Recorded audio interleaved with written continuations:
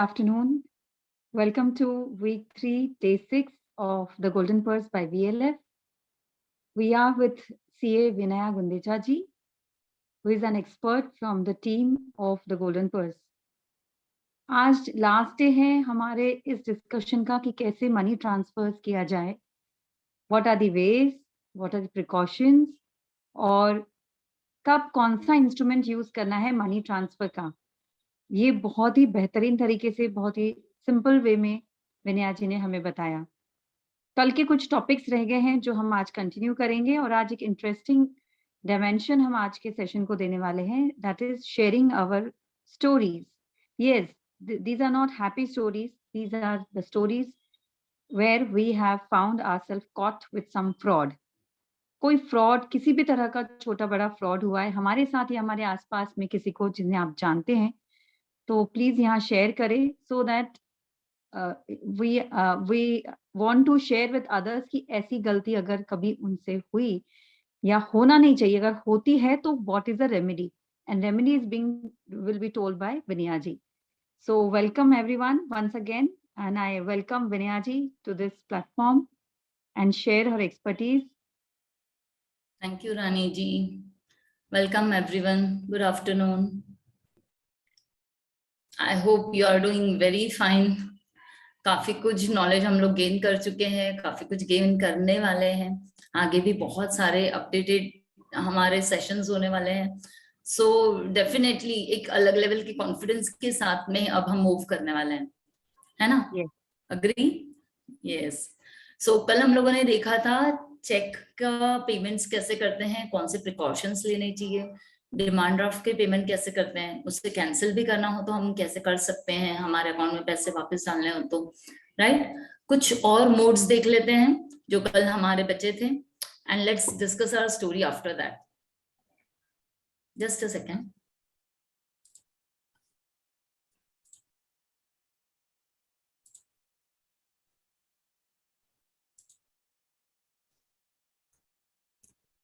I hope my screen is visible. Yes, yes, yeah. Yes. So आज हम देखने वाले हैं एन्युटी एंड इंस्टॉलमेंट्स के बारे में, जो कि मीन्स हमें काफी टेक्निकल टर्म लगता है. क्या होता है एन्युटी, इंस्टॉलमेंट तो भी हमें पता है कि क्या होती है एंड ऑल. फिर भी लेट्स फाइंड आउट कि क्या डिफरेंस है इन दोनों में, डिफरेंस है भी या नहीं है. ओके, एन्युटी मीन्स नॉर्मली हम कब पे करते हैं. सी जनरली एक्सेप्टेड ऐसा रहता है कि कोई भी एक चीज का पेमेंट करना हो या रिसिप्ट करना हो, जो कि इंस्टॉलमेंट में अगर हम कर रहे हैं, छोटे छोटे पेमेंट्स में कर रहे हैं, एक साथ में कोई भी पेमेंट हम बहुत नहीं कर पाते हैं. कभी कभी पॉसिबिलिटी कम हो जाती है कि एक साथ में सारा पेमेंट कर दो, या एक साथ में हमें रिसिप्ट की भी जरूरत नहीं रहती है. तो जो चीज इंस्टॉलमेंट में मिल रही है, जो चीज ईयरली बेसिस पे या मंथली बेसिस पे ब्रेक कर करके हमें मिल रही है, या हम किसी को पे कर रहे हैं, दैट इज कॉल्ड एन्युइटी. देखो अब नाम देख लो, एन्युइटी यानी एनुअल, एनुअल यानी साल में एक बार. तो एन्युइटी मीन्स साल में एक बार का पेमेंट, या फिर मंथली भी पर्टिकुलर एक एक डिस्टेंस के बाद में जो भी पेमेंट होते हैं, that is called annuity payment. अब जनरली एन्युइटी कहाँ पे यूज करते हैं हम? पेंशन प्लान में, जैसे लाइफ इंश्योरेंस प्लान है या पेंशन प्लान है, उस समय हम एन्युइटी की टर्म यूज करते हैं कि मेरी एन्युइटी आई हुई है, या मुझे मेरा एन्युइटी बुक्ड है and I am going to get the annuity, I have put the money in annuity, मैंने एन्युइटी में पैसे डाले हुए हैं. इसका मतलब है कि लाइफ इंश्योरेंस प्लान एक ऐसे कुछ प्लान्स होते हैं लाइफ इंश्योरेंसेस के, जिसमें हम एक साथ में लंप सम अमाउंट डाल देते हैं. सपोज 2 लाख 4 लाख हमें कहीं से मिल गए हैं तो हमने लाइफ इंश्योरेंस प्लान में डाल दिए, या फिर कुछ पेंशन प्लान फिल करके रखे हैं, सपोज 10 साल तक के, 15 साल तक लाइफ इंश्योरेंस या पेंशन प्लान जो होते हैं ना, 15 साल तक हमने पैसे भरे.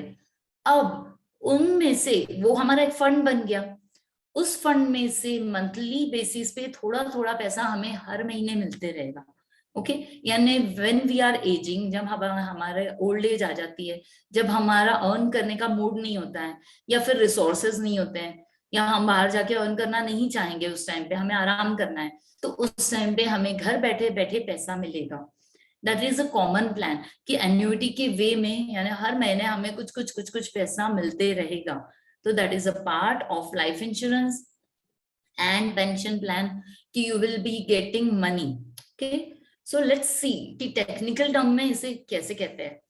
Annuity is generally accepted as a plan that helps you to get regular payment for life. पूरी लाइफ के लिए भी मिल सकता है जब तक आप जिंदा हो तब तक की, और शायद लाइफ के बाद में आपको थोड़ा बहुत लमसम अमाउंट आपकी फैमिली को भी मिल सकता है.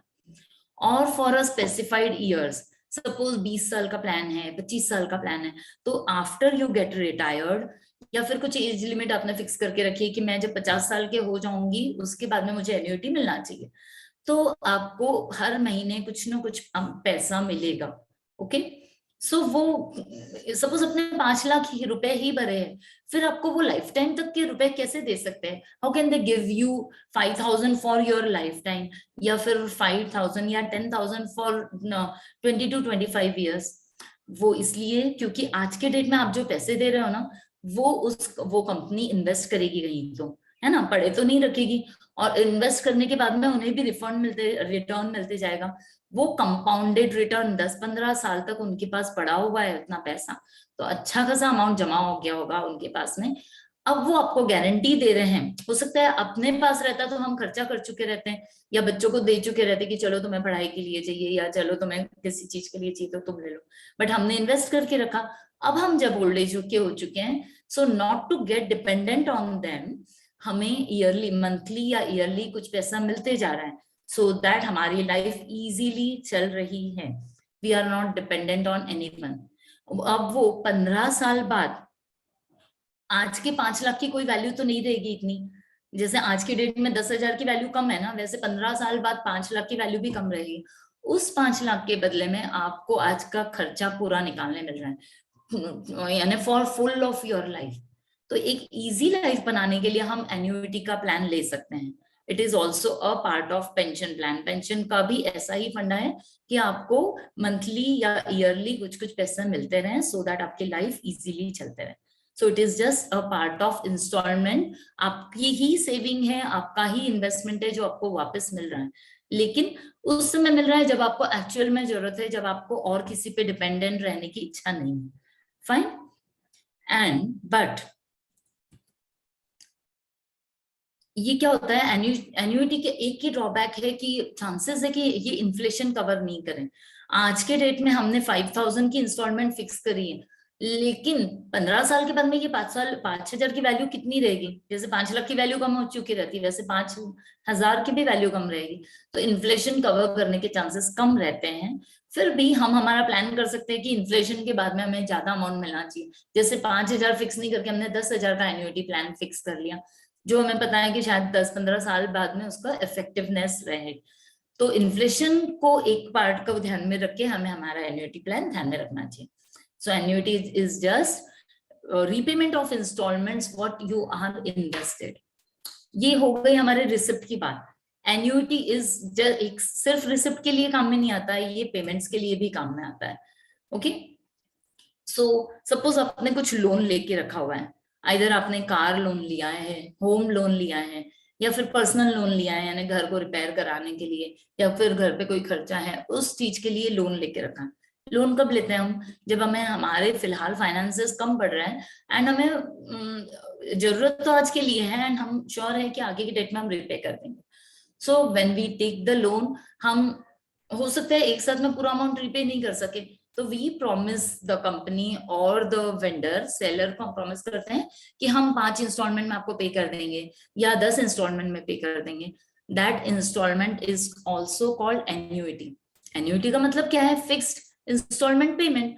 तो फिक्स्ड इंस्टॉलमेंट पेमेंट एन्युटी का पेमेंट के समय भी, जैसे हमने देखा रिसिप्ट के समय, पेमेंट के समय भी यूज आ सकता है. तो this is also part of annuity. But generally annuity हम रिसिप्ट के समय ही यूज करते हैं, और जब लोन रिपे करते हैं तो हम इंस्टॉलमेंट ही बोलते हैं. तो जस्ट टू मेक क्लियर कि इंस्टॉलमेंट और एन्युटी बहुत अलग अलग चीज नहीं है. एन्युटी रिसिप्ट के समय यूज करते हैं एंड इंस्टॉलमेंट्स पेमेंट के समय यूज कर सकते हैं. अब हमें क्या ध्यान में रखना चाहिए? We have to pay particular annual or monthly installment which will be inclusive of interest. आप जब लोन लेते हो आपको पता रहना चाहिए कि फ्री ऑफ कॉस्ट नहीं है ये. आपको इंटरेस्ट पे करना ही पड़ेगा। तो सपोज इन लोगों ने यू गेट अ प्लान कि आप 10 साल में पे करो, कार लोन लेके रखा है और 10 साल में पे करो, तो जितना लंबा टाइम रहेगा ना इंस्टॉलमेंट का या एन्युइटी का, उतना ज्यादा इंटरेस्ट पे करना पड़ेगा, क्योंकि आपके फंड्स उनके फंड्स आप यूज कर रहे हो, तो ज्यादा इंटरेस्ट पे करना पड़ेगा, ज्यादा अमाउंट पे करना पड़ेगा। और जितना शॉर्ट टाइम है, जैसे वो ही कार लोन को अगर आप 5 साल में रिपे करोगे तो कम इंटरेस्ट पे करना पड़ेगा, लेकिन इंस्टॉलमेंट बढ़ जाएगी, अमाउंट बढ़ जाएगा, बट इंटरेस्ट का कैलकुलेशन कम रहेगा। और 10 साल में पे करोगे तो इंटरेस्ट का कैलकुलेशन बढ़ जाएगा, आपको इंटरेस्ट ज्यादा पे करना पड़ेगा। तो आप जब भी इंस्टॉलमेंट पेमेंट के बेसिस पे कोई चीज खरीदते हो तो ध्यान रखो कि इंटरेस्ट कितना आने वाला है, कितने इंस्टॉलमेंट में आने वाला है, एंड आपके लिए क्या बेनिफिशियल है। अगर आपकी कैपेसिटी है तो जितना कम लोन ले सको उतना बेटर है। Housing loan is good, housing loan ले सकते हो क्योंकि उसमें टैक्स बेनिफिट बहुत अच्छे रहते हैं, लेकिन पर्सनल लोन, कार लोन वगैरह सिर्फ तभी आप लो जब आपको ऐसा लगता है कि it is very important, very urgent, और आपको बेनिफिट ज्यादा मिलने वाला है, बिकॉज जो इंटरेस्ट का पोर्शन है वो बहुत ज्यादा बढ़ जाता है। तो you just should take care कि कितना इंटरेस्ट आपने पेएबल है, कितना आपने करना चाहिए। फाइन, सो दिस वाज एक सिंपल टर्म्स है, बहुत सिंपल में वे में, बहुत ही शॉर्ट वे में हमने लिया है, कवर किया है। अदरवाइज एन्युइटी के कैलकुलेशंस काफी साइंटिफिक और लॉन्ग रहता है। बैंक में हम जाते हैं ना जब घर का लोन लेने के लिए, इतने लंबे चौड़े कैलकुलेशंस बता देते हैं कि हम कंफ्यूज हो जाते हैं, यार क्या चल रहा है। बट इतना रहता है कि equal annual instalment, it will include interest with the payment. तो जो भी आप पेमेंट कर रहे हो, पहले पहले इंटरेस्ट का पोर्शन ज्यादा रहेगा, बाद बाद में इंटरेस्ट का पोर्शन कम रहेगा। This was about annuity. Now, next thing. अब हमने सारे देख लिए कि अभी तक हम कैसे कैसे पेमेंट्स करते हैं। अब कुछ हमारे पास अर्निंग है, हमारे पास पैसे है, and being a human being, आप इंसान हो, आप ह्यूमन बीइंग हो, तो आपकी समाज के लिए भी कोई कर्तव्य है, आपका सोसाइटी के लिए कुछ रिस्पॉन्सिबिलिटीज है।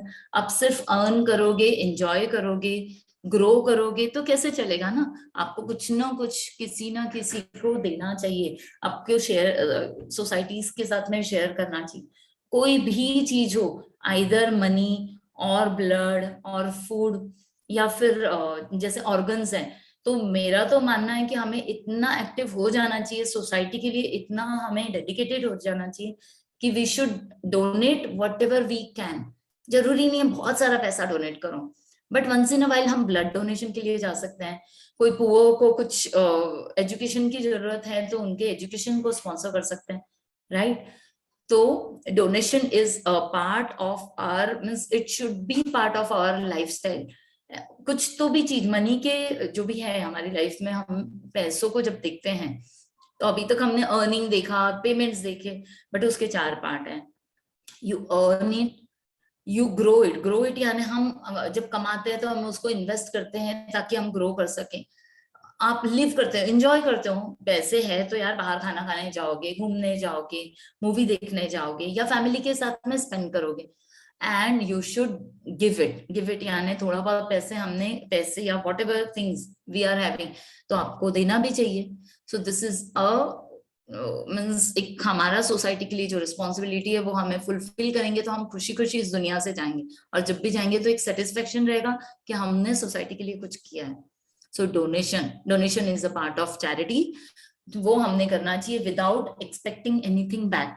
ऐसे मत एक्सपेक्ट करोगे हमारा बहुत सारा नाम हो जाना चाहिए या हमारा यहाँ पे नाम छपना चाहिए, वॉट एवर। एक्सपेक्टेशंस के अलावा अगर डोनेशन दो तो अलग ही खुशी मिलती है। So it should B voluntary, आप अपने मन से दो। जो बहुत खिंचातानी से देते हैं उसमें कोई मजा नहीं रहता है। It is your moral responsibility and social duty to with a good intention, अच्छे इंटेंशन से दो, सिर्फ किसी की सामने आपको दिखाना है उस इंटेंशन से मत दो, अदरवाइज पर्पस चेंज हो जाएगा आपका। Donation can be made to some charitable. अच्छा, आप डोनेशन देते हो ना, इस समय आपको अलर्ट रहना है। ऐसा नहीं है कि किसी को भी दे दो, जिसने मांगा कि हमारे यहाँ ये मंडल चल रहा है तो आप डोनेट कर दो, तो जस्ट वैसे पर्पस से डोनेशन करोगे तो इसका कम यूज होगा। सो डोनेशन देते समय आप अलर्ट रहो, देख लो कि कैसा है वो चैरिटेबल ऑर्गेनाइजेशन, जैसे सपोज चैरिटेबल ऑर्गेनाइजेशन को आप दे रहे हो, या फिर ऑर्फनेज को, अनाथालय में दे रहे हो, मंदिरों में दे रहे हो, सोशल ग्रुप्स रहते हैं बहुत सारे, उनमें देते हो। कभी कभी गवर्नमेंट रिलीफ फंड जो आते हैं, जैसे फ्लड के रिलीफ फंड आते हैं, और कभी अर्थक्वेक हो जाता है तो प्राइम मिनिस्टर्स के बहुत सारे रिलीफ फंड्स रहते हैं। इन सब जगह हम करते ही है। हम बीइंग अ लेडी ना, हम सेंसिटिव माइंड के होते हैं, हमको ऐसा लगता ही है कि सामने वाले को हेल्प करना, बट आंखें खोल कर हेल्प करो। ऐसा नहीं कि किसी को भी दे दिया, जो रास्ते में मांगने आया, अरे ये गरीब है इसको दे दो, वो गरीब है।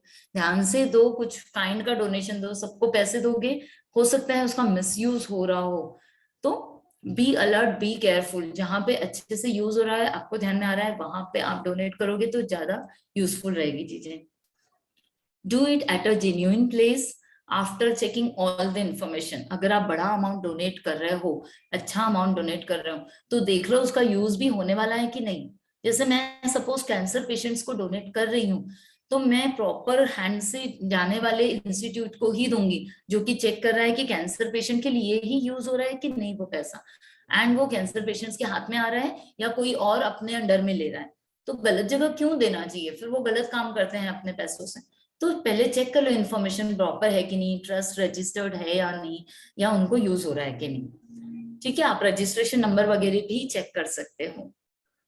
नाउ एक चीज जो हमको डोनेशन के बारे में पता ही नहीं होती है, क्योंकि डोनेशन इज जस्ट एक, हमें ऐसा लगता है तो ये तो हमारी मॉरल रिस्पॉन्सिबिलिटी है या ड्यूटी है, तो इसमें क्या चेक करना है। बट आपको क्या चेक करना चाहिए कि donations is also available for income tax benefit. Okay, तो कुछ कुछ डोनेशंस ऐसे हैं जो इनकम टैक्स, जिसमें आपको इनकम टैक्स बेनिफिट मिलते हैं अंडर सेक्शन 80G। अभी तक हमने 80C काफी देख लिया, राइट? क्योंकि जो भी सेविंग करते हैं हमको 80C में बेनिफिट मिलता है अप टिल ₹1,50,000। अब आया है 80G। तो जो भी हम डोनेशन करते हैं, हर एक डोनेशन नहीं रहेंगे 80G के अवेलेबल अंडर में, बेनिफिट्स में। बट कुछ कुछ ऑर्गेनाइजेशन ऐसे रहते हैं, जैसे प्राइम मिनिस्टर्स रिलीफ फंड है, फ्लड रिलीफ फंड है, अर्थक्वेक रिलीफ फंड है, कुछ कुछ ऑर्फनेज ऐसे होते हैं, जो कि जहां पे लिखा हुआ रहता है कि रजिस्टर्ड अंडर 80G।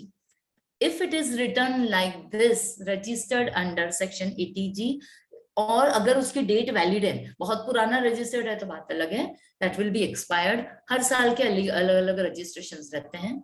तो if it is a valid registration, आपको इनकम टैक्स के अंडर में बेनिफिट मिलेगा। तो आप किसी से भी कभी भी डोनेशन करते हो अच्छी चैरिटेबल इंस्टीट्यूशंस में, तो रिसिप्ट लेना मत भूलो प्लीज।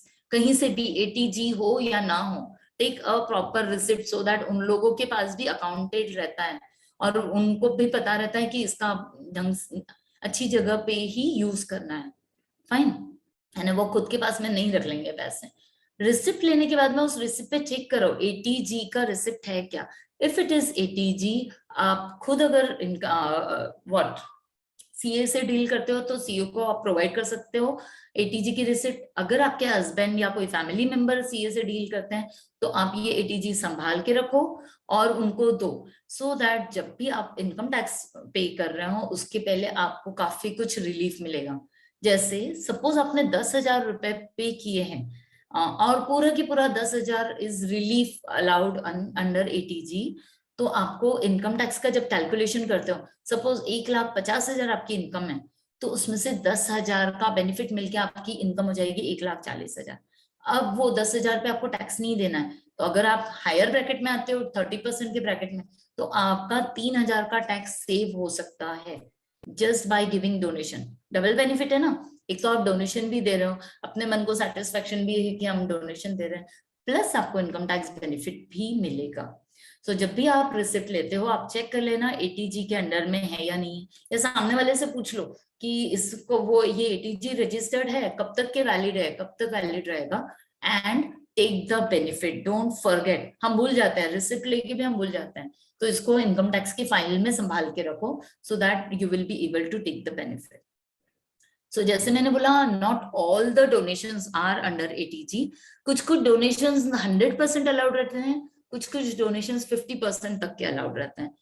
ओके, सो लिस्ट आपको ऑनलाइन मिल जाएगी कि कौन कौन से डोनेशन है जो 100% अलाउड है, या फिर वो जब चैरिटेबल इंस्टीट्यूट में आप देखोगे तो वहां पे भी आपको पता चल जाएगा कि डोनेशंस कितने तक अलाउड है।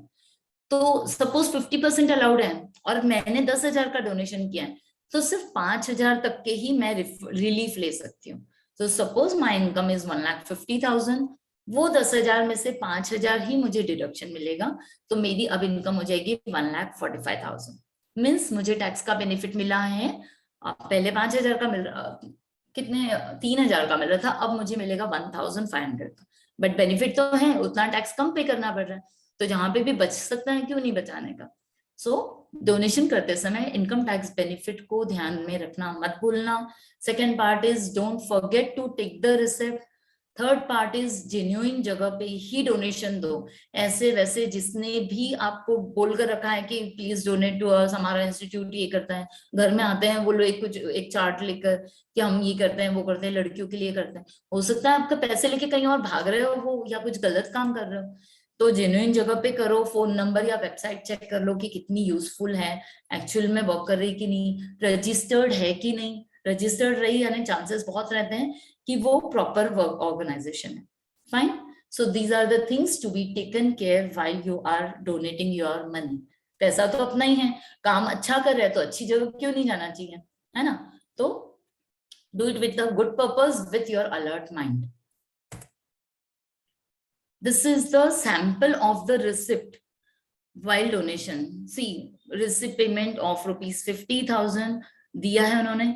ये जो नीचे हल्के से जो इंफॉर्मेशन है ना, इसमें लिखा हुआ है registered under income tax act 1961, और आगे लिखा हुआ है donation eligible for exemption under section 80G IT act 1961। देखो यहाँ पे धीरे से गैप में लिखा हुआ है, ऊपर रजिस्ट्रेशन नंबर भी लिखा हुआ है। सो इस टाइप की इंफॉर्मेशन रहेगी, जहां पे भी 80G का रजिस्ट्रेशन है वहां पे कहीं ना कहीं रिसिप्ट में लिखा रहेगा registered under this and valid till date. Date तक के, कौन सी डेट तक के वैलिड है वो भी लिखी रहेगी। सो आप उतना तो ध्यान रख ही सकते हो ना कि अगर सामने वाले को पूछा 80G रजिस्टर्ड है, उसने हाँ बोल दिया, तो बिलीव मत करो, उसकी रिसिप्ट में देख लो है या नहीं, और फिर ये रिसिप्ट संभाल कर रखो। इसकी जेरोक्स भी रखी ना तो भी चलेगा, बट ये रिसिप्ट संभाल कर रखो। Fine. So this was about the donation. Now next thing, what is the next thing to be given? Gifts। हम लोगों को गिफ्ट्स देते हैं, बराबर है ना। तो सिर्फ हम डोनेशंस नहीं देते हैं, हमारे फैमिली मेंबर्स देते हैं, हमारे बच्चे, हमारे मम्मी पापा एंड हमारे ग्रैंड चिल्ड्रन जो रहते हैं, पोता पोती, दोहिता दोहिती, कितना लोगों को हम गिफ्ट्स देते हैं। शादी के समय बड़े बड़े गिफ्ट भी प्रेजेंट करते हैं। तो गिफ्ट देते समय भी कुछ चीजें हैं जो फाइनेंशियल एस्पेक्ट है, वो हम ध्यान में रखो, तो हम ज्यादा क्या कह सकते हैं, अपने आप को अवेयर फील करेंगे। तो गिफ्ट भी अगेन जैसे डोनेशन वॉलेंट्री होना चाहिए, गिफ्ट्स भी फोर्सफुली नहीं होता है। जो फोर्सफुली है वो गिफ्ट नहीं है। तो जो भी फोर्सफुली है, किसी ने आपसे जबरदस्ती छीन के ले लिया या आपने किसी को जबरदस्ती किया, तो it is not a gift, तो वो लीगली बाउंडेड नहीं है आपके ऊपर। Gifts are voluntary transfer of money और अदर थिंग्स। कोई भी अदर थिंग, आपकी ज्वेलरी है, आपका घर है, या आपकी शॉप है, कार है, आपने वॉलेंटरीली किसी को दे दिया है, तो that will be called as gift. Okay. और आप पैसे नहीं लोगे, अगर आप पैसे लोगे तो ये तो लेन देन हो गया ना, ये तो ट्रांजेक्शन हो गया। उसके बदले में अगर आप पैसे ले रहे हो तो it is not a gift, it is just a transaction. Fine. अब आप किसी को भी दे सकते हो, आप फैमिली, फ्रेंड्स, बिजनेस एसोसिएट्स, जो आपके बिजनेस के कलीग्स होते हैं, फ्रेंड्स होते हैं, या फिर आपकी पार्टीज होती है, उनको किसी को भी गिफ्ट दे सकते हो। Gifts are non revocable if it is legally transferred. Non revocable यानी आपने वापस नहीं मांगना चाहिए। सी लॉजिकली भी देख लो, गिफ्ट्स कैसे वापस मांगोगे। मैंने किसी को 1,000 रुपए दे दिए, कोई जा रहा था मेरे घर से, मैंने एनवेलप में डाल के 1,000 रुपए दे दिए। अब कल मुझे पैसों की जरूरत पड़ी तो क्या मैं उनके पास जाऊंगी और वापस ले लूंगी, यार मुझे 1,000 रुपए वापस दे दो, मैंने तुम्हें जो दिए थे। नहीं, हमें खुद को भी पता है कि ये तो गिफ्ट है, जैसे दे दिया उसे दे दिया। सो ये नॉन रिवोकेबल भी रहते हैं। बट कभी कभी किसी का मूड चेंज हो सकता है, सपोज बहुत बड़ी चीज है, घर है या कोई प्रॉपर्टी है, या हमने किसी को दे दी कि you take it as a gift. Okay. और फिर थोड़े दिन बाद हमें लगता है नहीं नहीं, गलत पर्सन को दे दिया, गलत टाइम पे दे दिया, हमें जरूरत है, तो आप रिवोक कर सकते हो टिल द टाइम आपने लीगली ट्रांसफर नहीं किया। अगर ऑन पेपर आपने ट्रांसफर कर दिया तो इट इज नॉट रिवोकेबल, आप फिर आपको खरीदना ही पड़ेगा। मींस आप बाइंडेड नहीं कर सकते हो कि मैंने तो तुम्हें फ्री में दे दिया, आप मुझे वापस दे दो। अगर आपने लीगली ट्रांसफर किया तो that will be as good as sale. Sale करने के बाद कोई चीज वापस नहीं लेते हो ना, वैसे ही आप गिफ्ट कर दोगे और लीगली ऑन पेपर ट्रांसफर कर दिया तो आप वापस नहीं ले सकते हो, तो आपका कोई राइट नहीं है ऐसे गिफ्ट्स में। If the gifts are above certain limits, it becomes taxable. अब आ जाता है टैक्स एस्पेक्ट। बीइंग हम हमारे यहाँ पे फाइनेंसेस डिस्कस कर रहे हैं तो हमें पता भी चलना चाहिए कि कुछ गिफ्ट्स ऐसे होते हैं जो टैक्सेबल भी रहते हैं। ओके, सो वो कौन से होते हैं? एक लिमिट होती है। कौन सी लिमिट? देखो नीचे लिखा है 50,000। 50,000 के ऊपर साल भर में आपको कुछ भी अगर गिफ्ट मिले हो तो it is taxable for you. अगर तुम्हें मिलते हैं तो जो रिसीवर है उसके लिए टैक्सेबल रहेंगे 50,000 के ऊपर वाले गिफ्ट। एक्सेप्ट, ये एक्सेप्शन बहुत इंपॉर्टेंट है, ध्यान से सुनना। एक्सेप्ट मीन्स मैं अगर मेरे हस्बैंड को गिफ्ट दे रही हूँ, मेरे ब्रदर को दे रही हूँ, मेरे सिस्टर को दे रही हूँ, मेरे बच्चों को दे रही हूँ, पेरेंट्स को दे रही हूँ, तो that gift will not be counted in taxable gift. यानी उन लोगों को जब भी मैं गिफ्ट दूंगी तो मैं कितना भी गिफ्ट दे सकती हूँ। मेरे पेरेंट्स को मैं 5 लाख का भी गिफ्ट भेज सकती हूँ, मेरे पेरेंट्स मुझे 10 लाख का भी गिफ्ट दे सकते हैं, क्योंकि वो रिलेटिव है। रिलेटिव्स हमें कितने भी गिफ्ट दे सकते हैं, अनलेस एंड अनटिल, यानी इनकम टैक्स के अंदर कुछ प्रोविजन है कि टैक्स बचाने के लिए गिफ्ट इधर उधर पास ऑन कर देते हैं, तो वो इनकम टैक्स वाले ध्यान रखते हैं, that is a different part. लेकिन अदरवाइज आप आपकी फैमिली को प्रॉपर जेन्युइन जो गिफ्ट देना है वो आप दे सकते हो। ओके, शादी के समय, ओके, ये इसके पहले भी वीक में डिस्कस हुआ है कि शादी के समय जो भी गिफ्ट्स मिलते हैं वो टैक्सेबल नहीं है। कितने भी गिफ्ट दो आप, कितने भी लाखों के गिफ्ट आ जाए, शादी के समय अगर आपको मिलते हैं तो टैक्सेबल नहीं है। सो आप आपका जो भी इनकम टैक्स का इनकम का ये है सोर्स, वो बढ़ा सकते हो during marriage. Suppose 15 lakh 20 lakh 25 lakh का भी गिफ्ट आपने दे दिया तो जिसको मिला है उसके लिए टैक्सेबल नहीं है। शादी के समय आप कितना भी गिफ्ट दे सकते हो। एंड गिफ्ट्स अंडर विल बना के हम किसी को गिफ्ट दे रहे हैं, हमारे फैमिली मेंबर को या किसी थर्ड पर्सन को भी दे रहे हैं, या फिर इनहेरिटेंस यानी मेरे बाद में मेरे बच्चों को मिलेगा, मेरे बच्चों के बाद में उनके बच्चों को मिलेगा, ये इनहेरिटेंस होता है, एक के बाद में दूसरों को जैसे मिलता है। या मेरे कोई बच्चे नहीं है तो मेरे सगा भाई है, बहन है, उनको मिलेगा, रिलेटिव्स को मिलेगा, दैट इज इनहेरिट। तो जो भी इनहेरिटेंस में जो भी गिफ्ट मिलता है दैट इज नॉट टैक्सेबल। सो कौन से गिफ्ट टैक्सेबल नहीं है? जो हम क्लोज रिलेटिव्स को देते हैं वो, जो शादी में हमें मिलते हैं वो, या फिर विल में या इनहेरिटेंस में हमने कोई गिफ्ट ट्रांसफर किए हैं वो। अदरवाइज 50,000 से ऊपर जो भी गिफ्ट्स मिले हैं वो टैक्सेबल रहते हैं। तो ये सारी चीजें सपोज हमने टैक्स में बताया ही नहीं है तो आपको इनकम टैक्स के अंडर में नोटिस आ सकता है कि आपको सपोज 5 लाख का गिफ्ट मिल गया है और आपने डिक्लेयर ही नहीं किया है, और फिर अचानक से बोलते हो कि हाँ वो तो गिफ्ट था ना तो उसमें क्या डिक्लेयर करना। तो if it is above 5 lakh and not with your family relatives तो आपने डिक्लेयर कर देना चाहिए आपके इनकम टैक्स कैलकुलेशन के समय। Fine, this was about the gift. हमने आज देखा क्या क्या पेमेंट्स, कौन कौन से पेमेंट्स हमने डिस्कस किए। एक तो एन्युइटीज, इंस्टॉलमेंट्स, डोनेशंस, बिकॉज बिना दिए या बिना किसी से शेयर किए हमारी इनकम अधूरी है। एंड गिफ्ट्स जो भी देखिए वो फाइनेंशियल पर्पस से सोच समझकर आंखें खोलकर, हम हमारी फैमिली वालों से भी डिस्कस करो कि कौन से गिफ्ट्स कैसे देने चाहिए, कितने देने चाहिए, इनकम टैक्स में डिस्क्लोज कर देने चाहिए, या फिर डोनेशंस में हमें क्या अलर्ट रहना चाहिए और किसका कितना बेनिफिट लेना चाहिए। So this was all about today's session, gifts. अब हम हमारे कुछ एक्सपीरियंसेस हैं, कभी हमें फ्रॉड हुए होंगे, कभी कुछ गलती हुई होगी चेक बनाने में या फिर ऑनलाइन पेमेंट में, डेबिट कार्ड पेमेंट में। So let's share all this experiences और हम क्या रेमेडीज ले सकते हैं वो भी एक दूसरे से शेयर कर सकते हैं। That was a wonderful insight, Vinaya जी। आप लोग को नहीं लगता है फ्रेंड्स कि ये सारी एस्पेक्ट्स कितने इंटरेस्टिंग है? And we should know, and once having known this, we will feel really secured, informed. I mean, that was just superb. आप लोग भी अपने फीडबैक्स बिल्कुल दे सकते हैं, and with that we want you all to please share your stories. Yes, Sonali जी, आप आपको मैं अनम्यूट करती हूँ, स्नेहल दीदी आपको भी मैं अनम्यूट करती हूँ। In fact you all can unmute yourself. दी मुझे ये पूछना है, जैसे हम होम लोन लेते हैं तो उसमें कैसे है, अपना लाइफ इंश्योरेंस भी वो करवाते हैं, है ना? जब भी अपन लोन लेते हैं तो उसके साथ बकायदा वो करवाते ही है इंश्योरेंस।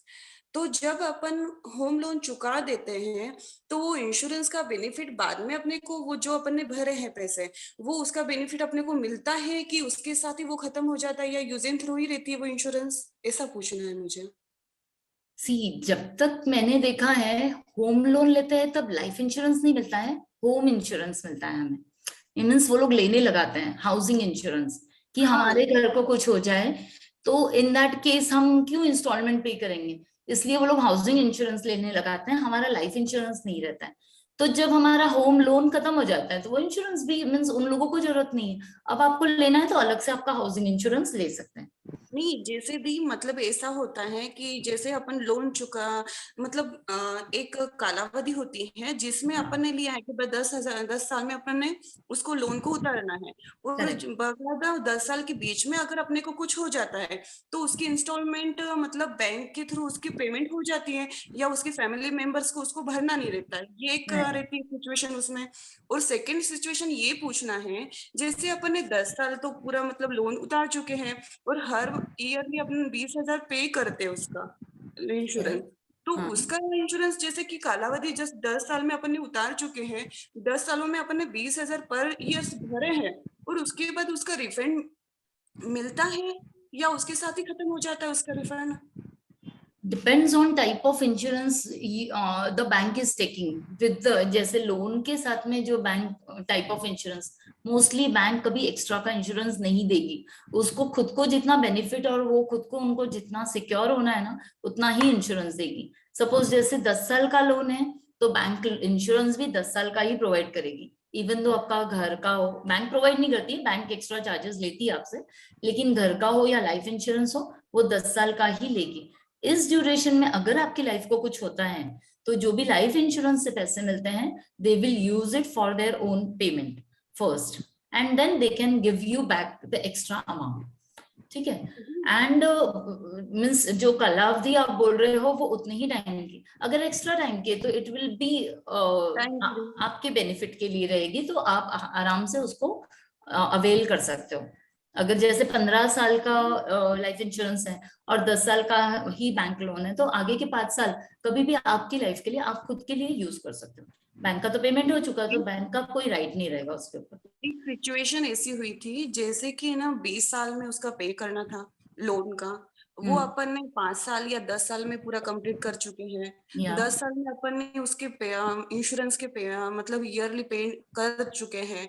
तो उन्होंने क्या करा कि उसके साथ ही उसके मतलब जो इंश्योरेंस अपन ने 10 साल भरा है 20,000 के हिसाब से 2 लाख रुपए, तो वो उन्होंने मतलब उसके साथ ही खत्म कर दिया, मतलब अपने को उसका ना रिफंड ही नहीं मिला। कैसे मिलेगा ना, मैंने बताया बैंक खुद का ही बेनिफिट देखेगी। अगर बैंक के थ्रू कर रही है तो वो अपना एश्योरिटी या सिक्योरिटी देखेगी। तो बैंक सपोज जैसे 15 साल में खत्म करो तो बैंक भी 15 साल का ही लाइफ इंश्योरेंस के इंस्टॉलमेंट्स उसमें रखेगी।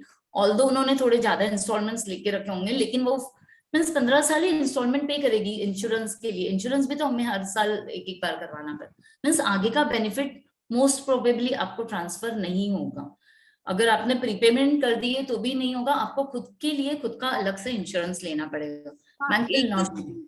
एक तो सिचुएशन ये होती है दीदी, जब लोन लेते हैं तो वो अपने को बोल देते हैं कि भाई हमारा लोन की पीरियड इस 7 साल तक है या 10 साल तक है, इसमें अपने को पे करना है, और इसके बाद भी 10 साल आपको तो मतलब ये आपको जो इंश्योरेंस दे रहे हैं हम इसको चलाना है, या बकायदा आपको इसके बाद भी आप आगे चला के इसका बेनिफिट ले सकते हैं। एक इस तरह से भी एक होता है।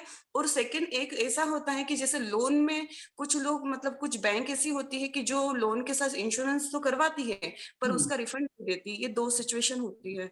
करेक्ट। तो ऐसा है कि जब भी हम लोन लेते हैं या कोई भी फाइनेंशियल ट्रांजेक्शन करते हैं, तो ये सब चीजें हमने पहले ही ओरली क्लियर कर लेनी चाहिए कि ये कैसे रहेगा इंश्योरेंस। हाँ, अगर ये मैं मैं प्रीपेमेंट करती हूँ तो कैसे होगा, जब या भी कोई फिर मेरे पेमेंट्स डिले हो जाएंगे तो कैसे होता है। मीन्स थोड़ा सा अलर्ट रहकर ओरली हम क्लियर करवा सकते हैं कि हमारे इंश्योरेंस को आगे हमें बेनिफिट मिलेगा क्या। तो सी सब बैंक्स की अलग अलग पॉलिसीज होती हैं और हर साल ये लोग चेंज करते रहते हैं टू अट्रैक्ट कस्टमर। वो लोग पॉलिसीज को बहुत अपग्रेड करते हैं, बहुत क्या कहते हैं अट्रैक्टिव बनाते हैं, सो दैट ज्यादा से ज्यादा कस्टमर्स आए। तो कभी कभी वो बोलेंगे आप प्रीपेमेंट कर दो और आपके लाइफ इंश्योरेंस आप जब तक के हो तब तक आपके लिए चलते रहे। तो इट विल अट्रैक्ट अस कि चलो लाइफ इंश्योरेंस भी फ्री मिल रहा है हाउसिंग लोन के साथ।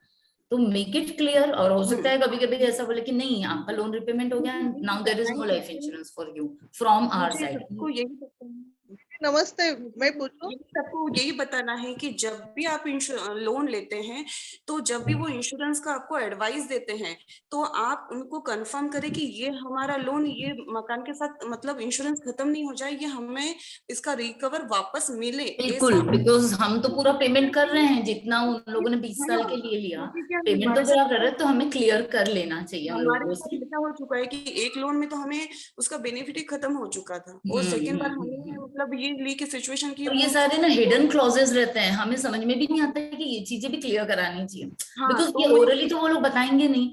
जो चीज हम्म, थोड़ा सा भी प्रोवाइड करेंगे उसको इतना खुला खुला करके बताते हैं, और जो चीज हिडन होती है वो बताएंगे ही नहीं कि आपका अगर 20 साल का हाँ, पेमेंट है और 10 साल में आप खत्म कर रहे हो तो फिर इंश्योरेंस नहीं मिलेगा, जबकि लाइफ इंश्योरेंस के 20 साल के चार्जेस ले चुके वो हमसे। तो हाँ, ये ले हिडन चुके क्लॉजेस, राइट, हाँ करेक्ट। हैं। तो अच्छा हुआ आपने शेयर लेकिन किया, तो सो दैट सब इंश्योरेंस को लोग ले ध्यान चुके हैं, रखें। तो कभी भी ध्यान रखें जब भी आप कोई या लोन ले, तो उस इंश्योरेंस को आप क्लियर, मतलब वो अपने को लाइफ टाइम में आगे काम आएगा, उसके या मतलब राइट, रिकवर हो बिकॉज हम पेमेंट तो पूरा कर रहे हैं ना 20 साल कर का रहे या 10 हैं। साल का, हाँ, तो हमने तो पहले ही इंटरेस्ट उनसे क्लियर कराना लोन चाहिए। के बिना इंटरेस्ट का तो होता ही तो नहीं, नाले जी, इंटरेस्ट पूरा चुका रहे तभी अपने को लोन मिल रहा है, तो उसका इंश्योरेंस का भी अपने को बेनिफिट 100% मिलना ही या चाहिए। क्योंकि हम ही हैं जो पे कर रहे हैं अ, इंश्योरेंस, तो हमें बेनिफिट तो मिलना चाहिए। मिलना चाहिए। वो कैसे है, दीदी, एक मेरा बैंक वाले सवाल है। करते इस तरह से, है ना? एक मिनट स्नेहल दीदी, हाँ, सोनाली जी, आपने अभी जो बात कही है, जो भी आपके हाँ, साथ हुआ है, तो हाँ, आप हाँ, if you can just right it down, या आप एक ऑडियो दे सकते हैं। ऑडियो आई वुड नॉट से, बट अगर आप एक कुछ लिख कर देते हैं, points to be noted and points to be taken care of when you are opting for a housing loan, तो please it will be very grateful. मैं आप सभी लोगों से रिक्वेस्ट करूंगी कि जो भी और भी चीजें जो आपको ध्यान में आती है, please share it in the group. Sessions में कितने लोग, और जितने भी लोग आप आते हैं, लेकिन उसके अलावा almost 300, more than 300 people have enrolled for TGP. I want कि वो किसी ना किसी फॉर्म में उन तक पहुंचे। So you all can and please make the group active. आप ये सारी बातें वहां पर भी लिखिए, थोड़ा समय निकालिए। हम भी कोशिश कर रहे हैं कुछ समय निकाल कर कुछ ऐसा और एक करने की जिससे बात, आप लोग को अवेयरनेस हो। आप भी थोड़ा समय निकालिए so that you can make others aware of it. Thank you. Snehal ji, आप बोल सकते हैं। हाँ दीदी, नमस्ते। नमस्ते। अभी मेरे को ये पूछने का है कि अभी आपने डोनेशंस के बारे में जो बोला ना कि एटीजी बेनिफिट मिलता है, तो करेक्ट। वो मैं जानती हूँ, लेकिन अगर वो चेक से पेमेंट करेंगे तो ही मिलेगा, ऐसा है ना? तो कैश पेमेंट अगर हम किसी नहीं गरीब लोग नहीं को नहीं, चेक कैश पेमेंट भी चलेगा, आपके पास एक वैलिड रिसिप्ट होनी चाहिए। नहीं, लेकिन सुनो ना, अभी हाँ, मैंने समझो किसी गरीब आदमी के बेटी की शादी के लिए पैसा दिया है, तो वो हम्म। कहाँ से हमको रिसिप्ट देगा? नहीं नहीं नहीं, वो रिसिप्ट भी नहीं देगा, वो एटीजी के अंडर में रजिस्टर्ड हाँ, नहीं है ना। हाँ, वो एक जो सिस्टम है, यानी एक ग्रुप को अगर हम करते हैं जो एटीजी के बेनिफिट में रजिस्टर्ड है, मींस सपोज जैसे मैं एक कोई टेम्पल को गिफ्ट कर रही हूँ, तिरुपति हाँ, का टेम्पल ले लो आप। हाँ, हाँ, वो तिरुपति का टेम्पल इनकम टैक्स अथॉरिटी के पास में रजिस्टर्ड होना चाहिए अंडर सेक्शन एटीजी, और रजिस्ट्रेशन नंबर एक्टिव होना चाहिए, तभी आपको बेनिफिट मिल सकता है। आपको किसी की शादी में जाके डोनेशन दे रहे हो, शादी में तो गिफ्ट देते हैं हम, डोनेशन नहीं देते हैं, नहीं नहीं, लेकिन डोनेशन सपोज दिया हमारी मैंने। मेड वगैरह को हमने कोई गिफ्ट डोनेशन दिया है, हेल्प करी है, तो वो आपको टैक्स बेनिफिट नहीं मिलेगा। भूल ओके, जाओ, मीन्स उसकी आप रिसिप्ट भी नहीं ले सकते, बट ऑब्वियस हर जगह रिसिप्ट लेना पॉसिबल नहीं है, लेकिन इंस्टीट्यूट्स को, कोई ऑर्गेनाइजेशन को दे रहे हो तो हाँ, रिसिप्ट ले लो, सो दैट वो लोग पैसा वाइट में यूज करें, सिर्फ ऑर्गेनाइजेशन के लिए यूज करें, खुद की पर्सनल बेनिफिट के लिए यूज नहीं तो करें। हम कैश भी दे सकते हैं। हाँ हाँ बिल्कुल बिल्कुल, अगर क्या एटीपी उसका का कुछ है, लिमिट है? कैश कितना लिमिट दे सकता है, कितने में कैश कितने का पैसे? नॉर्मली एक उन ऑर्गेनाइजेशंस के ही लिमिट बने रहते हैं कि हम इससे ज्यादा कैश नहीं लेते हैं, उससे ज्यादा। Otherwise as such income tax authority में कोई लिमिट नहीं है कि कैश का इतना नहीं, ही मतलब ले सकते 50,000 के ऊपर हम हैं। नहीं, समझो ऐसा कैश। ऐसा ऐसा ऐसा लिमिट डोनेशन के केस में नहीं ओके, बना हुआ है कि कैश ओके, में आप कितना दे सकते हो या ओके, कैसे। लेकिन वो रजिस्टर होगा तो हम एटीजी बेनिफिट ले सकते हैं। ओके, बिल्कुल बिल्कुल ओके, बिल्कुल। थैंक दिल यू सो खोल के डोनेट करिए। हाँ हाँ दीदी, जैसे मैं पूछ रही थी कि हमने कार लोन लिया था, हाँ जैसे 7 इयर्स का उसका ये था पीरियड, ओके। लेकिन हमने 3 साल में उसको क्लियर किया, तो वो लोग हमसे एक्सेप्ट ही नहीं, वो बोले एक्स्ट्रा मनी आपको पे करना होगा अगर आप पहले दे रहे हो। क्या होता है ऐसे, वो लोग पीनल इंटरेस्ट और ये सब लगाते हैं, उन लोगों को नुकसान हो जाता है ना। हम जल्दी पे करते हैं तो उनका जो अगले 4 साल में आप इंटरेस्ट उनको देने वाले थे, वो उनका लॉस हो चुका है, क्योंकि आपने प्री पेमेंट कर दी है, तो आगे के इंस्टॉलमेंट का तो इंटरेस्ट नहीं देने वाले हो। सो इस केस में ना, कार वगैरह के समय, कार या पर्सनल लोन जब भी होता है, तो प्रीपेमेंट एक सर्टेन पीरियड के बाद में करो तो ठीक है। अदरवाइज वो लोग पेनल्टी के समान कुछ तो भी एक एक्स्ट्रा चार्जेस लगाते हैं, हमसे चार्ज करते हैं। एंड अब जो रूल है, ये सारे हिडन रूल्स हैं, ये हम लोगों ने पहले ही पता करने चाहिए लोन लेने से पहले। तो वो जो चार्जेस है we have to pay, we have also done, means मैंने भी एक बार ऐसे ही किया कि हम लोगों को प्रीपेमेंट करने थे, फिर हमको ध्यान में आया कि वो जो पेनल्टी है वो ज्यादा लग रही है रादर देन द हाँ इंटरेस्ट। राइट, हाँ हाँ, यानी पेनल्टी मेरी सपोज 50,000 थी, और अगले साल मैं अगर कंटिन्यू करती तो इंटरेस्ट मेरा 30,000 था। फिर हम लोगों ने लोन रहने दिया कि क्यों मैं हाँ पेनल्टी भरूं, उससे तो इंटरेस्ट ही भर दूंगी, लोन रहने दिया। तो ऐसा कभी कभी हो जाता है। आप जब लोन लोगे तब उनको ध्यान में, यानी एटलीस्ट बार्गेन कर सकते हो कि मुझे कोई पिनल इंटरेस्ट नहीं चाहिए। बैंक वाले ये प्रोवाइड कर सकते हैं अगर आप पूछोगे तो। नहीं पूछोगे तो वो उनको क्या है, जितना ज्यादा उनको बेनिफिट मिल रहा है उनके लिए अच्छा है। So if you will B verbal, जाओ उनके पास, उनको बोलो कि अगर मैं प्रीपेमेंट करूँ तो क्या बेनिफिट है, मुझे पिनल इंटरेस्ट तो नहीं मिलेगा, लगेगा ना, दिस दैट पूछ के देखो और लिख के रख लो उन लोगों के सामने, सो दैट हम भी बेनिफिट उठा सके। और इन केस वो नहीं मानते हैं तो कैलकुलेट करो इंटरेस्ट का अमाउंट कितना है, पेनल्टी का अमाउंट कितना है। अगर इंटरेस्ट ज्यादा है तो पेनल्टी भरना पुराएगा, पेनल्टी ज्यादा है तो इंटरेस्ट भरना पुराएगा। ठीक है। Thank you. दीदी दीदी मेरे को एक पूछने का था हम्म कि होम लोन का हमने लिया था, और हम्म, उसमें उस टाइम उन्होंने बोला था कि प्रधानमंत्री योजना में आपको 2,65,000 उसमें रिबेट मिलेगा जब भी आप ओके रीपेमेंट करोगे तब। तो ओके। मैंने तो वो कैलकुलेशन किया, 2 साल तक हमने वो ये भरा, इंटरेस्ट के साथ प्रीमियम भरा लोन का। लेकिन बाद में फिर मैं उसको बोला कि मेरे को अभी एक क्लोज करने का है, तो बोला कि नहीं नहीं, आपको तो मिनिमम 5 साल रखना पड़ेगा। तो मैं क्या बोली मैं चीज, प्रधानमंत्री योजना में या फिर लोन में? प्रधानमंत्री योजना के लिए हाँ मिनिमम 5 साल आपको ये लोन रीपे करना पड़ेगा, उसके बाद आपको ये बेनिफिट मिलेगा। तो मैं बोला कि ये 2 साल मेरा हो गया, अभी 3 साल का मेरा इंटरेस्ट है, अगर उतना होता है 2,65,000, तो मैं क्यों और 5 साल तक क्यों रखूं? सी मुझे अभी नहीं ये लेना। कुछ कुछ, हाँ बराबर भी बोल रहे हो हाँ, आप, लेकिन ये कुछ प्रधानमंत्री योजना क्लॉजेस का है। मुझे लाभ आप नहीं लेने का। हाँ, तो हम्म, मेरा इंटरेस्ट तो बच जाएगा ना। अगर मैं वो लेने का है, एक बाजू मैं वो फायदा लूं और एक बाजू या इंटरेस्ट भरूं, करेक्ट सेम करेक्ट ही हो करेक्ट। गया ना। इसके लिए हाँ तो मैंने इट्स ओके, लोन लिया था। आपको आपको क्या हुआ, नुकसान क्या हुआ, प्रधानमंत्री योजना में आपको बेनिफिट नहीं मिला, नहीं, अदरवाइज लेकिन आपका इंटरेस्ट तो अदरवाइज बच मेरे गया को ना। उतना सेम अमाउंट का इंटरेस्ट 2 साल और 3 साल तक भरना पड़ता। हाँ, वो योजना के कैलकुलेशन ऐसा बेनिफिट था। के लिए ना, हाँ, योजना का बेनिफिट लेना है हाँ, तो इंटरेस्ट भरना पड़ा। हाँ, और अदरवाइज अगर आप रीपे कर दो तो इंटरेस्ट तो आपका कम हो जाएगा, योजना का बेनिफिट नहीं मिलेगा। अब मैं अगेन बैठ के कैलकुलेट करो योजना का बेनिफिट कितने मिलने वाला था। अगर वो बेनिफिट ज्यादा है तो आपको इंटरेस्ट भरना पूरा आएगा। योजना का बेनिफिट यही सपोज, सोचकर फिर मैंने वो क्लियर कर दिया लोन। तो बैंक वाले उनको थोड़ा ये लगा कि मतलब उनका नुकसान हो गया ना। बैंक वालों का नुकसान होता है ना, वो लोग हाँ, कभी भी ज्यादा प्रेफर नहीं करते हैं हम लोग हाँ, प्रीपेमेंट करो तो, क्योंकि अदरवाइज उनको इंटरेस्ट अच्छा खासा मिलता है हमारे लोन से। हमें और ध्यान में भी नहीं शुरुआत आता में है क्योंकि हम इंस्टॉलमेंट के साथ में इंटरेस्ट रहता है ना, तो हम कैलकुलेट भी नहीं कर पाते हैं, but they are getting good interest, इसीलिए तो नहीं, इतना कमा रहे हैं और फ्लरिश हो रहे हैं। शुरुआत में उन्होंने वही हमको लालच दिखाई कि 2,65,000 या आपको रिबेट राइट मिलेगा। राइट हाँ, राइट राइट राइट। तो उस टाइम बट हम वो लोगों ने कुछ हिडन क्लॉजेस ना हर जगह कहीं ना कहीं होते हैं, हम्म, बहुत ही इंपॉर्टेंट है, हम भूल जाते हैं ये सारी चीजें डिस्कस करने। सिर्फ आपके साथ में नहीं होता है, किसी के भी साथ हो सकता है।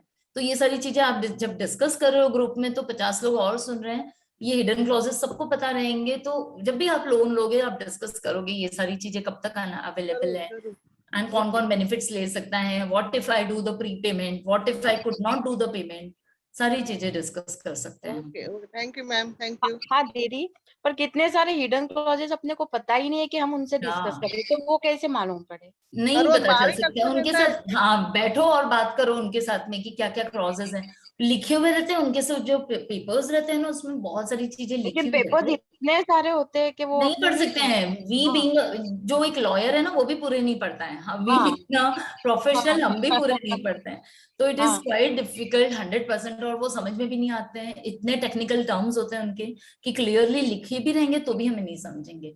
हाँ। तो बैठो मैनेजर से बैठ के बात करो कि क्या क्या चीजें, आप पूरे पॉइंट्स बता दो, कैसे इंटरेस्ट कैलकुलेशन करो, थोड़ा लोन आप ले रहे हो तो आपको इंटरटेन करेगा वो, नहीं, लेकिन बट मैडम वो क्या बोलते हैं जब कि ये कुछ अगर इंसिडेंट होता है ना तो वो बोलते हैं कि ये तो क्लास उसमें था, तो आपने पढ़ा नहीं। हाँ, आपने दैट्स पढ़ा व्हाट। नहीं। और फिर हम कैसे अनपढ़ के समान बिहेव करते हैं, ये हाँ, अनपढ़ और पढ़े लिखे की जब बात हम नहीं है, लोन ये लीजिए, समझने हाँ, की और इसकी बात है, हम नहीं हाँ, पढ़ सकते हर एक क्लॉज इसीलिए, और उनको पता है कोई नहीं पढ़ता है, लिखे हुए सारे क्लॉज हैं, उनको पता है स्टार्टिंग के 2 क्लॉज हम पढ़ेंगे, लास्ट के 2 पढ़ेंगे और बीच के छोड़ देंगे, दे और all know all this things, इसीलिए वो हिडन क्लॉज उसी के अंदर रहते हैं छुपे हुए, जो कि हम इग्नोर करते हैं। बराबर है हाँ, बोल। प्लीज मुझे लगता है विनया जी कि यहाँ पर हम ये कर सकते हैं कि जो भी चीज हम कर रहे हैं, फॉर एग्जाम्पल कोई लोन ले रहा है या जैसे अभी दीदी ने बताया योजना का, तो हमसे जो रिलेट करते हैं कुछ पॉइंट्स, या हमारा कोई प्लान है, फॉर एग्जाम्पल प्री पेमेंट का कुछ प्लान है, या इंश्योरेंस हमको दिख रहा है कि इंश्योरेंस वो लोग दे रहे हैं साथ में, इसके साथ में क्लब होके आ रहा है, तो we can be aware of some things, और ताकि हम उसको उनको डायरेक्ट क्वेश्चंस कुछ पूछ सके और कुछ हम रीड कर ले। हाँ जो भी क्लॉज है वो उनको अवेयर हम पढ़ के तभी भी बनते समझ हैं ना में नहीं जब आने हम वाले। वर्बल हो, हम लेडीज की आदत होती है हम वर्बल होते हैं, बॉयज जेंट्स लोग तो वर्बल भी नहीं हाँ, होते, नहीं सपोज होता। उनके साथ कुछ गलती या चिटिंग भी हो जाए ना तो वो नहीं बताएंगे, उन्हें ऐसा लगता है कि अरे यार क्यों अपनी गलती बताना, इट्स देयर हम्म। नेचर, ऐसा नहीं है कि ईगो है, उनका नेचर ही होता है, बट हम लेडीज की आदत होती है हमारे साथ कुछ गलती हो जाए, फ्रॉड हो जाए, हम डिस्कस करते हैं, तो ये डिस्कशन में बहुत बेनिफिट्स होते हैं, हम अलर्ट हो जाते हैं, इसलिए तो लेडीज कितने सारे नुकसान होने से बचा सकती है खुद को, and that's why all these sessions are for कि हम हमारे हस्बैंड्स को या हमारे फैमिली मेंबर्स को हेल्प कर सकते हैं ये सब चीजों को एडवाइस Wonderful. करने में, लेट्स और डिस्कस इट, बहुत हम लोग अच्छा ज्यादा बेनिफिट्स मिलता है। हम लोग ज्यादा डिस्कशन करने जाएंगे ना तो बैंक वाले बोलते हैं मैडम आपके काम का ये चीज नहीं, आप दूसरे बैंक में जाओ। नहीं नहीं ऐसे नहीं नहीं होना नहीं, चाहिए, ऐसा नहीं होगा, होता है, ऐसा नहीं नॉर्मली होगा। नहीं मेरे साथ होना ऐसा चाहिए। हुआ है, मेरे साथ ऐसा हुआ है। हाँ जो तो रेगुलर वो बैंक है हमारी उसमें से हम लोग लोन लेने के लिए गए थे, उसको मैंने 10 के 100 सवाल पूछे कि ये ऐसा क्यों करके, बोलते हैं मैडम आप प्लीज दूसरे बैंक में से लोन ले लो ना, ऐसा। मतलब जो तो सही अभी है वो वो नहीं स्टाफ ऐसा बताएंगे। होगा या बैंक ही हेल्पफुल नहीं होगा, नहीं तो आजकल तो प्राइवेट हाँ, बैंक्स तो इतना ज्यादा पीछे पड़ जाते हैं कि आप लो और ये वो सब बेनिफिट्स मीन्स नहीं, हाँ, जब भी लेकिन आप पीछे बोलोगे पड़ते 100 हैं ना, क्वेश्चन पूछ रहे हो ना तो वो कोई भी फेडअप हो जाएगा, ऐसे और नहीं रहेगा। पीछे पड़ेंगे ना वो लोग, अगर उनके पास से हम लोन लेने को जाएंगे ना, अगर कुछ होता है तो वो भाग जाएंगे, वो मुंह भी नहीं दिखाएंगे, ऐसे लोग भी है। हाँ एक बार नहीं लोन वही ले लो लोगों की आप, उसके बात हो बाद में जाती है, उनको पर्पस सॉल्व। बट जो बस बैंक उसका कल्चर कमीशन है, चालू हो स्नेहल जाता है दीदी, ना, फिर अपने को स्नेहल दीदी, मिलेंगे भी नहीं वो। स्नेहल दीदी, सीरियसली बराबर है। स्नेहल दीदी, हाँ, ऐसा है कि आपको अभी जो बैंक कल्चर चल रहा है, there is lot of competition and everyone has to perform, हाँ, और वो लोग जब भी कोई चीज हमको बता रहे हैं, दे रहे हैं लोन्स या कोई भी चीजें, they have to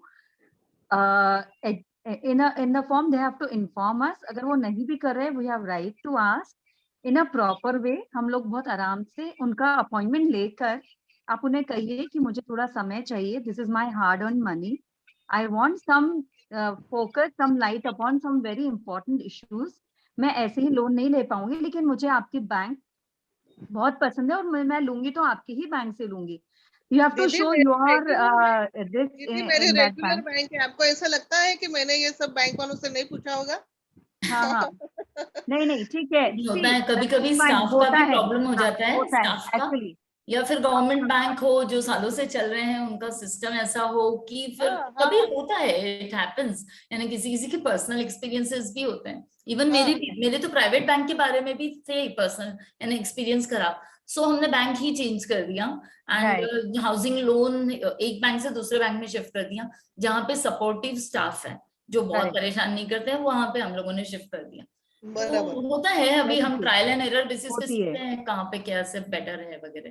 yes yes yes. और दीदी जब भी हम उनको बोलते हैं हम स्विच कर रहे हैं तो वो लोग ना रेट ऑफ इंटरेस्ट भी कम करते हैं। ऐसा हाँ, हमारे yes, साथ हुआ है। कंपटीशन आ जाती है ना। हाँ, हाँ, उन्होंने रेट ऑफ बेनिफिट्स भी इंटरेस्ट दे कम देंगे, कर एक्स्ट्रा दिया। बेनिफिट्स भी आपको प्रोवाइड कर देंगे। हाँ, और है ना दीदी, जैसे अभी जब भी हाउसिंग लोन पे कर रहे हैं हम लोग, तो स्टार्टिंग में इंटरेस्ट ज्यादा लेते हैं वो लोग, या और अपना जो तो अमाउंट रहता है वो कम रहता है अपना। करेक्ट, तो वैसे ही होता है। प्रीपेमेंट करना अच्छा है कि नहीं है फिर, क्योंकि इंटरेस्ट तो उनको ज्यादा चला गया है अपनी तरफ से। नहीं, लेकिन अगर आपने प्रीपेमेंट भी कर दो ना, तो वो लोग कैलकुलेशन एडजस्ट करते हैं अकॉर्डिंगली।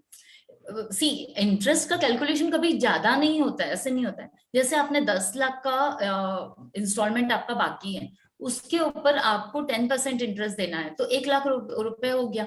आज की डेट में आपको 10 लाख पे 1 लाख यानी 11 लाख आपको पे करना है। अब आपने डिसाइड किया है कि आपको ये 11 लाख आपको 10 इंस्टॉलमेंट में पे करना है, तो आप कितना पे करोगे? 1,10,000। तो 1,00,000 जो 10,000 है उसमें इंटरेस्ट का पोर्शन ज्यादा रहेगा हाँ, एंड इंस्टॉलमेंट, क्योंकि इंटरेस्ट है ही ज्यादा। अब जैसे जैसे इंस्टॉलमेंट आप पे करोगे यानी प्रिंसिपल का अमाउंट कम हो जाएगा, तो उस पर इंटरेस्ट कम कैलकुलेट होगा। यस, तो इंटरेस्ट उनका ज्यादा कैलकुलेट होता है, वैसा नहीं है। यानी एन्युइटी के कैलकुलेशन में कोई प्रॉब्लम नहीं आएगा, आप चिंता मत करो उसकी। वंडरफुल। हमारा जो अमाउंट ड्यू है उसके ऊपर ही वो कैलकुलेट करते हैं। मैडम मुझे ये पूछना था, अपन डोनेशन अगर दिए और उस एनुअल ईयर में अगर अपन ने टैक्स बेनिफिट नहीं लिया, हाँ, तो नेक्स्ट ईयर में अपन उसको कर हम्म, सकते हैं? नहीं ले सकते नेक्स्ट ईयर में, ऐसा प्रोविजन नहीं है। जिस साल में आपने डोनेशन किया है ना, जैसे कि आप अभी फरवरी चल रहा है, फरवरी 2022, तो मार्च का जब आप बैलेंस शीट वगैरह बनाते हो ना 2023, तब तक के ही आप क्लेम कर सकते हो। अगले साल के लिए आप नहीं क्लेम कर पाओगे। अपन लेडीज को जब भी इंश्योरेंस करना है तो इस बातों का ध्यान रखना चाहिए कि कभी कभी ऐसे होते हैं, कुछ एडवाइजर काउंसलर ऐसे होते हैं कि उनको उनका टारगेट पूरा करना होता है, तो वो क्या करते हैं, अपने को कुछ प्लान कुछ और बताते हैं फायदे वाले, और करते कुछ और है। जब भी अपने पास मतलब इंश्योरेंस का डॉक्यूमेंट आए, लेना चाहिए उसकी रसीद, और उसको चेक करना चाहिए कि जिस तरह से उन्होंने बताया है वो वाला ही प्लान दिया है क्या नहीं। ये ऐसे वाले फ्रॉड्स होते हैं ज्यादातर लेडीजों के साथ। तो बिकॉज लेडीजों उनको को टारगेट रहते हैं ना एक एक चीज को पूरे हाँ, करने के। पूरी करने के और लिए। हाँ, यस, तो लेडीजों को जब भी अपना इन्वेस्टमेंट करती है इंश्योरेंस के मामले में, कि भाई वो तो फायदे बहुत बताते हैं, और मतलब इंश्योरेंस का नाम भी बताते हैं, और कुछ टाइम बाद वो उसका चेंज करके दूसरी पॉलिसी बना देते हैं, और तो उसको चेक करना चाहिए। चेक करना चाहिए। और नॉर्मली इंश्योरेंस पीपल ने ऐसा करना नहीं चाहिए, क्योंकि और उनका बिजनेस हाँ, अफेक्ट होता है ऐसे सब करने से। बट हाँ, अगर और ऐसा किया तो यू मुझे कैन ये ऑलवेज बोलना है, आस्क देम जब कि भी आपने प्लान गलत पॉलिसी बनाई है। जब भी मुझे ये बोलना है लेडीजों को, जब भी अपन कभी पॉलिसी लेते हैं, इंश्योरेंस लेते हैं, तो हमें हमेशा ट्रेडिशनल इंश्योरेंस लेना चाहिए हमेशा। या तो लेडीजों के लिए वो ज्यादा फायदेमंद रहता है। इक्विटी वाले जो इंश्योरेंस होते हैं वो जेंट्स लोग मतलब उसको कैरी कर सकते हैं, लेडीजों के पास इतना पैसा नहीं होता है कि उसको अपन कैरी कर सके। तो हमेशा ये ख्याल रखना चाहिए अपन जब भी प्लान लें, मतलब जैसे ऐसा होता है कि भाई अपने पास पैसा बहुत आ रहा है तो अपन सोचते हैं कि यार इंश्योरेंस लेना है, तो अपन हमेशा ये देखना कि ट्रेडिशनल प्लान ही ले, और जितना भी टर्म इंश्योरेंस ले लेना चाहिए। अपने बहुत पास वो जो पैसा रहते हैं है, ना कि आपको हाँ, इक्विटी के बेस पे बहुत सारा रिटर्न मिलेगा, या फिर वो सब मत करो, क्योंकि उसमें पैसे ज्यादा वेस्ट होते हैं। उससे तो वेस्ट डायरेक्ट शेयर मार्केट में डाल दो, लेकिन इंश्योरेंस प्लेन सिंपल वाला लो, जिसमें आपके शेयर लाइफ के मार्केट भी ऊपर दीदी या ये आपका इनकम के जेंट्स ऊपर इंश्योरेंस मिले। शेयर मार्केट भी ना ज्यादातर जेंट्स लोग ये कर सकते हैं, क्योंकि अपन लेडीज इतना ध्यान नहीं दे पाती है कि मार्केट कैसा अप एंड डाउन चल रहा है। यू डोंट और नीड टू पुट, आपको इन्वेस्टमेंट के लिए शेयर मार्केट में डालना है। मैं ये नहीं बोलूंगी आप ट्रेडर बनो, आप देखो कि कौन सी कंपनी अच्छा कर रही है, वो तो आप हस्बैंड से पूछ सकते हो ना। और आपके पैसे जो कभी कभी रहते हैं, हर बार सोने में कैसे डालोगे, हर बार गोल्ड में डालना या हर बार अपने कपड़ों में डालना ठीक नहीं है ना। तो थोड़े बहुत जो पैसे हैं वो आप शेयर मार्केट में भी डाल के एज ए इन्वेस्टमेंट रखो। देखो मत मार्केट अच्छा जा रहा है या बुरा जा रहा है, इन्वेस्टमेंट। जब भी आपको पैसों की जरूरत है उसको बेच देना, तो प्रॉफिट हुआ तो हुआ, नहीं हुआ तो नहीं हुआ, इट्स ओके। अगर आपको समझता है शेयर मार्केट की बात तो बात अलग है, अदरवाइज एज ए इन्वेस्टमेंट आपने डाइवर्सिफाई करने चाहिए। तो शेयर्स में या म्यूचुअल फंड में, गोल्ड में, ज्वेलरी में, हर जगह थोड़ा थोड़ा होना चाहिए। पूरा पैसा एक ही जगह पे रहना is not a logical thing, आज के हाँ। विमेन के लिए ठीक आज नहीं। के इसमें तो नहीं। और है ना, लेडीजों के लिए सबसे सेफ है पोस्ट ऑफिस है, सहकारी मतलब महिला सहकारी बैंक है। ये 2 बैंक मतलब लेडीजों के लिए बहुत अच्छी है। जैसे बट कि बहुत कम रिटर्न मिलता है, तो वो भी ध्यान रख लेना। अश्योर्ड रिटर्न मिलता है, गारंटीड रिटर्न मिलेगा, बट बहुत ही कम मिलता है। लॉस नहीं होता है ना पर लॉस कभी नहीं होगा, बट हम कब तक डरते रहेंगे कि लॉस होगा या नहीं होगा। 6% रिटर्न मिलता है उसमें, थोड़ा बहुत करो उसमें इन्वेस्टमेंट। सी 6% यहाँ मिल रहा है, और शेयर मार्केट में on an average, share market या म्यूचुअल फंड या फिक्स डिपॉजिट, फिक्स डिपॉजिट में भी कम मिलता है 8%, लेकिन म्यूचुअल फंड जो गारंटीड है, अच्छी जगह रहेगी, तो एटलीस्ट ऑन एन एवरेज 12 से 13% मिल रहा है हमको रिटर्न। तो थोड़ा बहुत, मैं ये नहीं बोलूंगी कि पूरा पोस्ट ऑफिस में डालो या पूरा शेयर मार्केट में डालो या पूरा, पूरा बट पोस्ट ऑफिस में नहीं।